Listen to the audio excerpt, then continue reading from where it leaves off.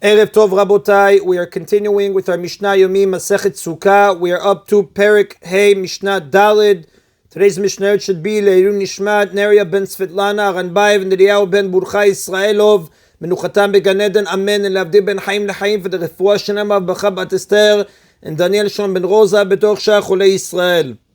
This Mishnah describes the festivities themselves. The Mishnah begins, חסידים ואנשי מעשה היו מרקדים לפניהם באבוקות של אור שבידיהן.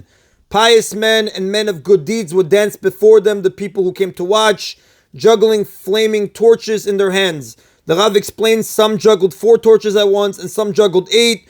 Only pious men and men of good deeds who would not become frivolous, lightheaded were allowed to perform. Everyone else watched and listened. ואומרים לפניהם דברי שירות ותשבחות, and they would say words of song and praises before them.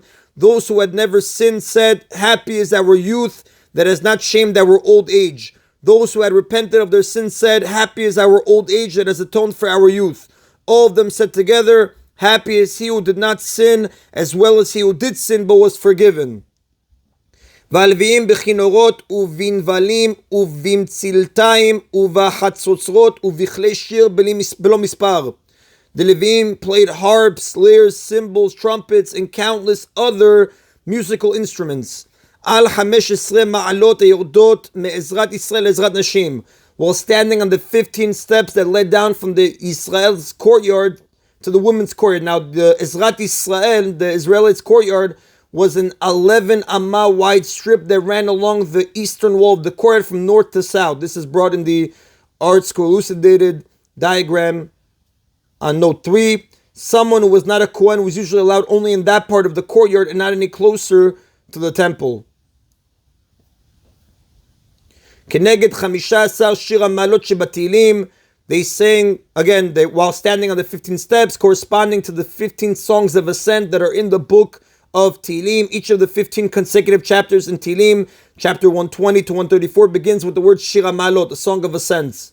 She'alehen Leviim omdim b'chlei shir v'omrim shira, and on which the Leviim stood with musical instruments and chanted words of songs. The Leviim stood on the steps only at the Simchat Bet HaShoeva.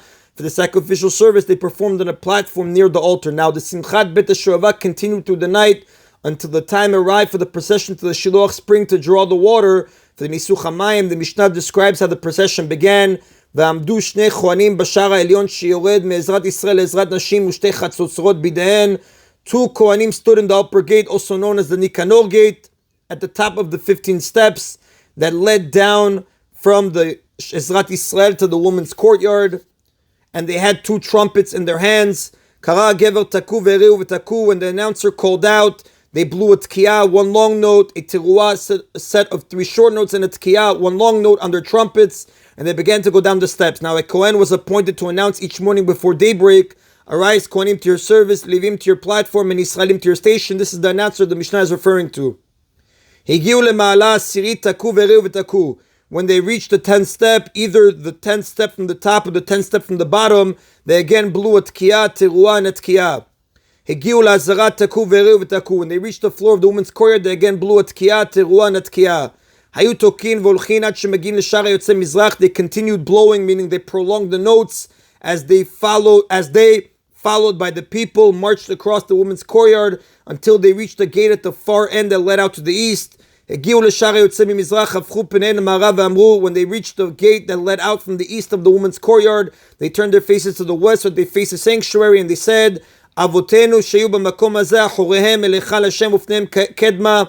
Our forefathers stood in this place with their backs to the sanctuary of God facing the east. Vehem mishtachrim kedma leshemesh, and they bowed eastward to the sun. At the end of the first temple era, there were Jews who worshipped the sun. In a gesture of disrespect, they turned their backs to the temple and bowed toward the sun in the east, as stated in Sefer Yechezkel, chapter 8, pasuk 16.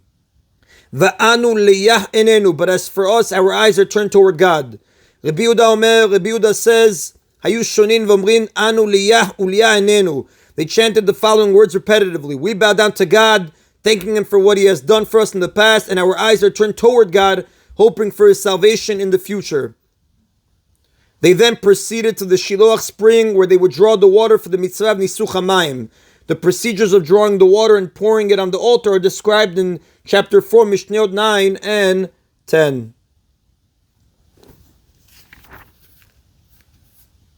And that is in a Mishnah Daled.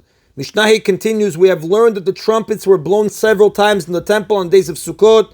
They were blown during the procession to the Shiluach spring to draw water for Nisuch HaMayim, as we learned in the previous Mishnah. They were blown when the water was brought to the temple, like we learned in chapter 4, Mishnah 9, and when the Aravot were stood against the sides of the altar in chapter 4, Mishnah 5.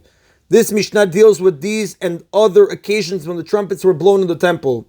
And pohatin me-20 kiyot b'mikdash. We do not sound less than 21 trumpet blasts in one day in the temple. Then mosifin al 48, and we do not sound more than 48. The Mishnah explains, every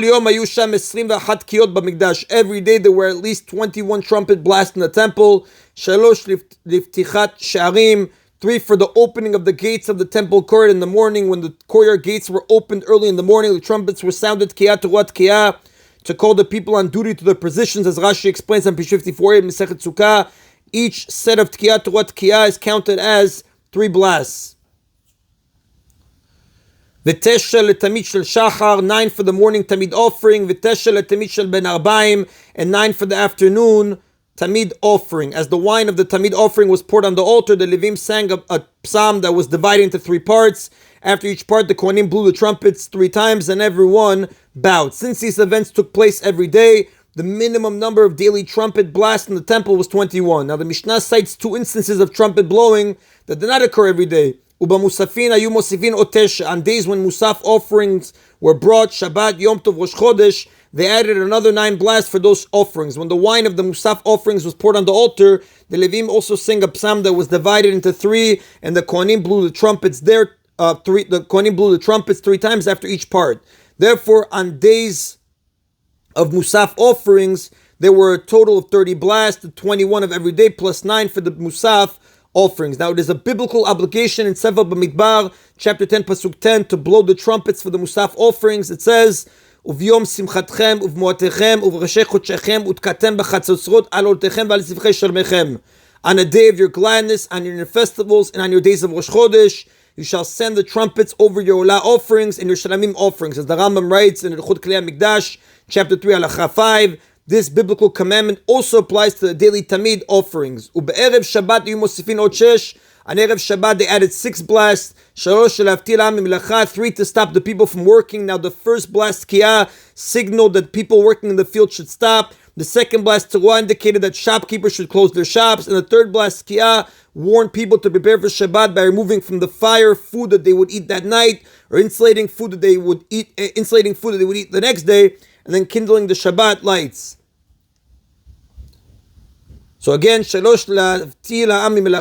to stop the people from working, and 3 to divide between the holy Shabbat and the mundane Friday, meaning to inform the people that Shabbat is starting. After the first 3 blasts, they waited the amount of time it takes to roast a small fish, and then they sounded the second 3 blasts to mark the beginning of Shabbat. On each Friday, therefore, at least 27 blasts were sounded, the daily 21, plus 6 for Erev Shabbat. And if Friday was a day of Musaf offerings, at least 36 were sounded, the regular 27 for a Friday, plus 9 for the Musaf offerings. Unlike the other trumpet blasts mentioned in our Mishnah, the 6 of Erev Shabbat were sounded not only at the temple, but in every Jewish town, as the Rambam writes in Ilchot Shabbat, chapter 5, Halacha 18. Now, as mentioned above, the trumpets were blown several times on Sukkot. The Mishnah shows how on one day of Sukkot there could be as many as 48 blasts. Erev Shabbat shebetoch echag hayu sham 48. On Erev Shabbat that fell during the festival of Sukkot, there were 48 trumpet blasts. 3 liftichat sharim, the 3 daily ones for the opening of the gates in the morning. 3 hashar ha'elyon, 3 for starting the procession to the Shiluach spring from the upper gate. These are trumpet blasts mentioned in the previous Mishnah that were sounded by the 2 Kohanim standing in the upper gate. 3 for continuing the procession to the lower gate, which led out of the temple. The lower gate is the gate at the eastern end of the women's courtyard. Although the Kohanim sounded these blasts as soon as they reached the women's courtyard, our Mishnah links them to the lower gate because they continued blowing until they reached that gate, as stated in the previous Mishnah. Now, according to the Tana of that Mishnah, they also blew the trumpets on the 10th of the steps going down from the upper gate to the women's courtyard. The Tana of our Mishnah, however, does not mention those blasts because he holds that the trumpets were not sounded then. V'shalosh lemilui hamayim, 3 for filling the golden flask with water drawn from the Shiloach spring. This refers to the 3 blasts mentioned in chapter 4, Mishnah 9, which were sounded when they returned to the temple through the water gate. V'shalosh al gabei mizbech, 3 for leaning the aravot over the top of the altar, like we learned in chapter 4, Mishnah 5. Tesha letamid shel shachar, 9 for the morning tamid of every day. V'tesha letamid shel ben arbaim, 9 for the afternoon tamid of every day. V'tesha lemusafin, 9 for the musaf offerings of Sukkot. Shalosh leavtir et ha'am min ha'melacha, 3 to stop the people from working before Shabbat. V'shalosh leavdil ben kodesh lechol, and 3 to divide between the holy Shabbat and the mundane Friday. The total of all these blasts is 48. Now the Mishnah lists the maximum number of blasts that were sounded on one day almost every year. However, it was possible for an even greater number of blasts to be sounded in a single day. On Erev Pesach, the trumpets were blown 27 times on account of the Pesach offerings that were brought then. The people bringing Pesach offerings were divided into 3 groups. Hallel was recited by the Levim 3 times for each group, and the trumpets were blown 3 times for each recitation of Hallel, making a total of 27 blasts. These were in addition to the 21 blasts of every day. Therefore, 48 blasts were sounded on Erev Pesach. If Erev Pesach fell on a Shabbat, when the trumpets were sounded 9 times for the Musaf offerings, the day's total was 57. Now, the Mishnah does not take this situation into account, however, because it is unusual for Erev Pesach to fall on a Shabbat.